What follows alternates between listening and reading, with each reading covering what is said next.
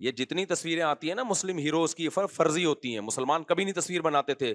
صرف ایک محمد ابن قاسم ایسا ہے لیڈر جس کی تصویر کے بارے میں مورخین کہتے ہیں اوریجنل تصویر ہے. داڑھی اس کی پوری تھی لیکن اگر تصویر میں داڑھی کم آ رہی ہے تو غلط ہے. وہ کیوں ہے, اس کی وجہ ہم نے کتابوں میں پڑھی ہے. وجہ یہ ہے کہ محمد ابن قاسم جب ہندوستان یہ سندھ کے راستے سے آیا نا, یہاں تو ہندو رہتے تھے, تو اس نے یہاں اتنا انصاف دیا لوگوں کو اور لوگوں کے ساتھ ایسا اچھا سلوک کیا محمد بن قاسم نے, کیونکہ مسلم فاتح بن کے آیا تھا. یہاں پہلے ہندوؤں کے کوئی بہت ظالم قسم کے لوگ ہوتے تھے, تو ہندوؤں کو اس سے عقیدت ہو گئی, اور ہندوؤں کو جس سے عقیدت ہو نا اس کو بھگوان بنا لیتے ہیں. وہ یہ ہمیشہ سے چلا آ رہا ہے.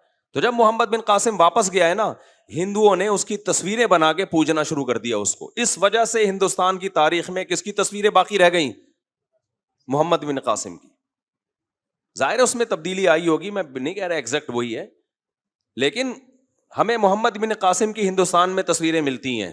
وجہ اس کی ہے کہ ہندوؤں کے ساتھ اس نے اتنا اچھا سلوک کیا, اتنا اچھا سلوک کیا.